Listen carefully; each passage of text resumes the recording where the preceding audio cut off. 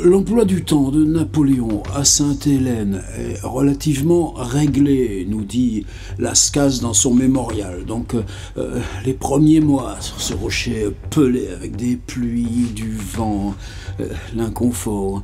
On a une calèche, on ne peut pas se promener loin, mais on va faire un tour en calèche ou parfois à cheval, mais seulement quand le temps s'y prête. Toujours les Anglais qui regardent à distance. Napoléon dicte ses mémoires sur les campagnes d'Italie, à Lascaz, on discute. Mais ce jour-là, Napoléon reste enfermé dans sa chambre. Les valets de chambre disent non, on n'entre pas, il ne veut pas être dérangé. Lascaz et d'autres, on fait des allers-retours dans le jardin, on n'ose pas faire de bruit. Normalement, on déjeune, parfois dans le jardin, quand le temps s'y prête. Napoléon ne sort pas. L'après-midi, pareil, un peu de marche. Et on sait que pour lui, c'est pas favorable. Et il est souvent maladif. Il ne sort pas. À 9h du soir, il fait venir Lascaz, là, dans sa chambre, le valet de chambre. Il vous demande... Lascaz, mais nous étions inquiets. Des questions donc sur la santé, et Napoléon qui répond non.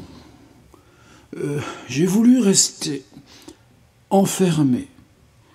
J'ai lu toute la journée.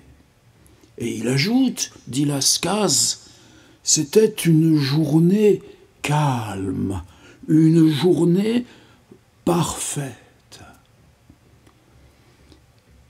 Le lendemain, dit Lascaz, Napoléon ne sort pas.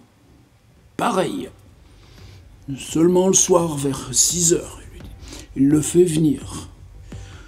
Je vais raconter les nouvelles, les bateaux qu'on a vaguement aperçus, les histoires avec le nouveau gouverneur, qui n'est pas quelqu'un de plaisant. Sur le lendemain, pareil. Seulement le 5e jour, dit Lascaz, on a réussi à le sortir, le faire marcher un peu dans le jardin. Mais moi, ce qui me travaille, c'est ça. C'était une journée calme, c'était une journée parfaite. Et le lendemain, tu recommences. Qu'est-ce que t'as fait, Napoléon? Rien. Il a 2 pièces. Une qui sert plutôt de chambre avec un petit lit de camp, l'autre qui sert plutôt de bureau avec un petit lit de camp, et il alterne d'un lit de camp à l'autre dans les 2 pièces. Il a lu des livres.